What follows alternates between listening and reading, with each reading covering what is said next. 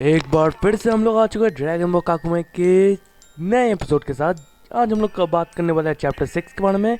पिछले वाली एपिसोड में हमने देखा था कि वेजिटा और भी जो यूनिवर्स 6 के सारे सेंस हैं उनमें लफड़ा शुरू हो चुका है, और अब क्या होने वाला है वो तो हम इसी चैप्टर में देखने वाले हैं। So let's begin.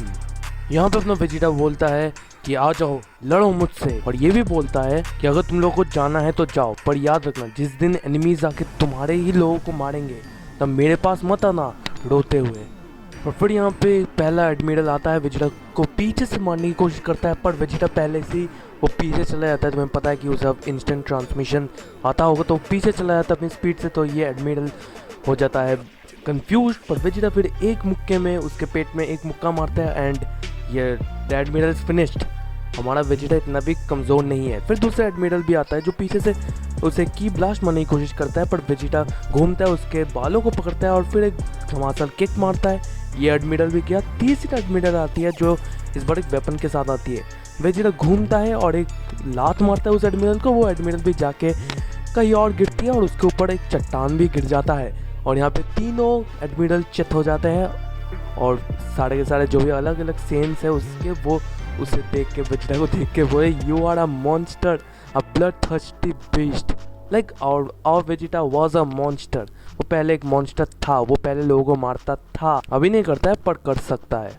और फिर अपना वेजिटा बोलता है कि अब तुम लोगों को समझ में आया कि कमज़ोर होने से क्या होता है और कैसा लगता है जब अपने ही लोग मार खाते हैं और हम लोग कुछ नहीं कर पाते। वेजिटा एक तरह से सिखाना चाहते हैं उन लोगों को कि कैसा लगता है, जिससे उन्हें थोड़ा सा ट्रिगर पॉइंट लगे। और फिर हम लोग देखते हैं कि एक जो पत्थर गिरा होता है उस फीमेल एडमिरल पे, वो वहाँ से आती है और वो वापस चार्ज अप होकर वेजिटा के ऊपर अटैक करने जाती है। और फिर वो जो फीमेल एडमिरल होती है वो बाकी दो एडमिरल्स को भी बोलते हैं कि जाओ तुम भी ट्रांसफॉर्म हो, और वो बोलती हुई है कि किंग, वो अपने मन में बोलते हैं किंग सॉरी पर मुझे करना पड़ेगा, क्योंकि उसका किंग जो तुम्हें पता है वो अभी लड़ाई वड़ाई नहीं करता, वो लड़ाई में विश्वास नहीं रखता, तो ये लोग भी विश्वास नहीं रखते, पर उसे रखना पड़ेगा क्योंकि वेजिटा भी इज रॉकिंग राइट नाउ। तो आई थिंक ये लोग अभी सुपर सेन में है, बट सुपर सेन ब्लू से क्या ही लड़ने वाला है। लेट्स सी क्या होता है। फिर हमें थोड़ा सा फ्लैशबैक दिखा जाता है जहाँ पे लास्ट बात क्या होती है राजा और वेजिटा के बीच में। यहाँ पे राजा बोलते हैं कि हम लोग बहुत ज़्यादा डिपेंडेंट हो चुके हैं रोबोट्स के ऊपर, और वेजिटा यहाँ पे बोलता है क्या तुम बकवास कर रहे हो, अगर तुम्हें मर्द हो तो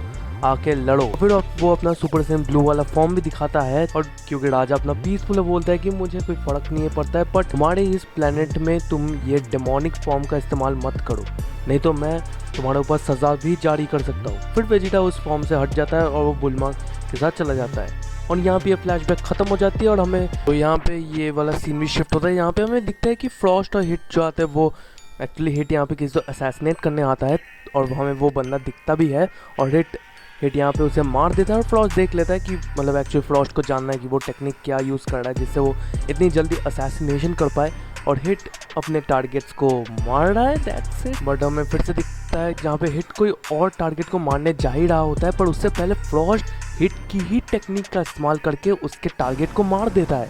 और ये देख के तो हिट भाई एकदम ही गुस्सा। जब अपना हिट बोलते हैं तुम्हारी प्रॉब्लम क्या है, यहाँ पे अपना जो फ्रॉस्ट होता है वो बोलता है अरे मुझे लगा कि तुम मुझे मार नहीं पाओगे, मैं बस तुमसे बेटर ही तो हूँ। और यहाँ पे अपना जो हिट होता है वो बोलता है कि मुझे छोड़ दो, यहाँ से हम लोग अब अलग अलग रास्ते चल जाते हैं, और तुम मुझसे 2 साल बाद मिलना, जब ये सब फाइट वाइट होगा तब मिलेंगे हम लोग।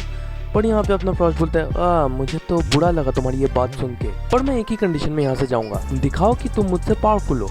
अगर तुम मुझसे पावरफुल हो तो मैं यहाँ से चला जाऊँगा, और अगर नहीं हो तो द रेस्ट इज हिस्ट्री। अपना फ्रॉस्ट कैसे हमें बहुत अच्छी तरह से पता है, और यहाँ पे अपना फ्रॉस्ट हिट की ही टेक्निक्स का इस्तेमाल कर रहा है लाइक क्रेजी। फिर हमें दिखता है ग्रैंड प्रीस्ट के पैलेस का सीन, जहाँ पे ग्रैंड प्रीस्ट यहाँ पे पूरी तरह आई डोंट नो एक चेयर में बैठ के बहुत ज़्यादा कमजोरी होती है, नस उनके ऊपर से पूरी तरह चढ़ी हुई है। आई डोंट नो क्यों, आई थिंक उन सबको सील करने की वजह से ये सब हो रहा है। और यहाँ पे जो ओम किंग के गार्ड है हम लोग ने वो सब हमने देखा था पहले भी, तो उनमें से गार्ड आके बोलता है कि मैंने बहुत कोशिश की, ये सब जो भी इंसिडेंट हुआ तुम्हें पता है, ये सब यूनिवर्स बाकी सब यूनिवर्सेस के साथ डिस्ट्रॉयर्स एंड बाकी एंजल्स आ गए थे, तो ये सब ओम किंग को पता नहीं होना चाहिए। तो ये बंदा ये जो गाड़ी है ये सब कवर अप करने की कोशिश कर रहा है, पर वो ये भी बोलता है अपने ग्रैंड प्रीस्ट को कि कभी ना कभी तो ओम किंग को पता चल ही जाएगा। तो अपना ग्रैंड प्रीस्ट बोलता है कि तुम्हें चिंता करने की कोई ज़रूरत नहीं, और तुम अपने आप को भी डेंजर में मत फेंको। और वो गार्ड बोलता है ठीक है।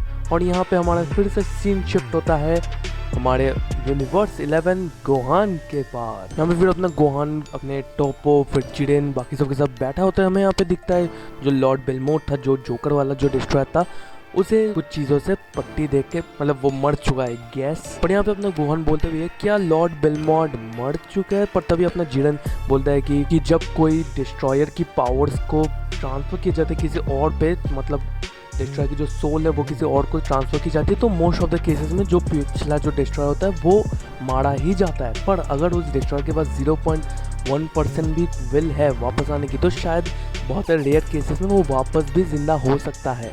गोहान ये सब सुनता है और वो बोलता है कि मैं समझ सकता हूँ तुम्हारी बातों को, और शायद तुम्हें पता भी होगा मैं यहाँ पे क्यों हूँ, और मुझे तुम्हारी अंदाज़, तुम्हारी जस्टिस करने की सेंस बहुत ज़्यादा प्रभावित लगती है, और मैं चाहता हूँ कि तुम लोग मुझे प्राइड ट्रूप्स में ज्वाइन करवा दो। यहाँ पे फिर अपना जिडेन बोलता है कि तुमने एकदम ही गलत टाइम पे यहाँ पे एंट्री मार ली है, और ये सब गोहान समझ भी आता है। बोलता है कि I am very very sorry, मुझे पता है कि मुझे इस टाइम पे आप लोगों को डिस्टर्ब नहीं करना चाहिए। यहाँ पे फिर अपना जो टोपो होता है, जो नया गॉड ऑफ डिस्ट्रक्शन बन चुका है, वो बोलता है कि सुनो गोहान, हम लोग वैसे भी बहुत ही बुरे हालत में है ये सब कांड की वजह से, पर मैं तुम्हें ब्लेम भी नहीं करना चाहता हूँ। जिन्हें यहाँ पे बोलते हैं कि हम तुम्हें प्राइड ट्रूपर्स में ऐसे नहीं डाल सकते, तुम्हें हमारे साथ एक मिशन पे जाना होगा, और उस मिशन के रिजल्ट पे ही हम तुम्हें प्राइड ट्रूपर में लेंगे या ना लेंगे उसका डिसीजन हम लोग लेंगे। तो यहाँ पे गोहान बोलता है कि ओके चलते हैं हम लोग, और थैंक यू जिडेन। फिर हमें दिखता है डेस्पो का सीन।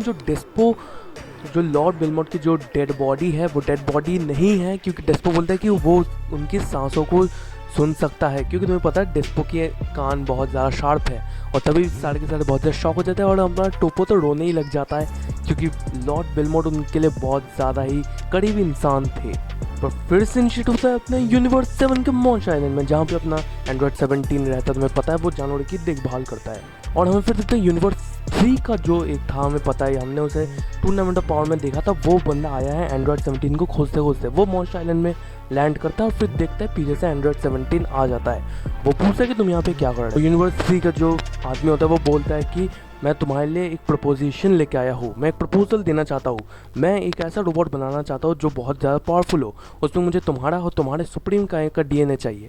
अब ना एंड्रॉयड 17 पहले ही बोलता है कि नहीं मैं नहीं दे। यूनिवर्सिटी का वो आदमी बोलता है कि सोचो, अपने फैमिली के बारे में सोचो, और सोचो कि ये सब अगर अटैक वटैक हो गया तो तुम क्या करोगे, कैसे बचाओगे उन्हें।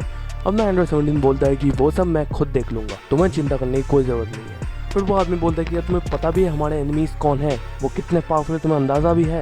यहाँ पे अपना एंड्रॉयड 17 बोलता है कि हाँ आने तो जिसको आना है, और तुम मर जाओगे तो मेरा क्या होगा, मुझे कोई फ़र्क नहीं पड़ता तुम अगर मर भी जाओगे तो। और फिर हमें एंड्रॉयड 17 के बच्चे भी दिखते हैं जो आते हैं। तो फिर एंड्रॉयड 17 के बच्चे बोलते हैं कि डैड हमें अभी भी जीना है, हमें अभी भी दुनिया देखनी है, हमें अभी भी और कुछ देखना है। यहाँ पे एंड्रॉयड 17 ये सब सुन के बहुत ज़्यादा इमोशनल हो जाता है, और फिर वो उस आदमी से बोलता है कि बोलो प्लान क्या है तुम्हारा। यहीं पे अपना चैप्टर 6 ख़त्म हो जाता है with a cliffhanger as always. तो हाँ, that's it for the video. मिलते हैं अगली वीडियो में, तब तक के लिए गुड बाय। लाइक से सब्सक्राइब कर देना।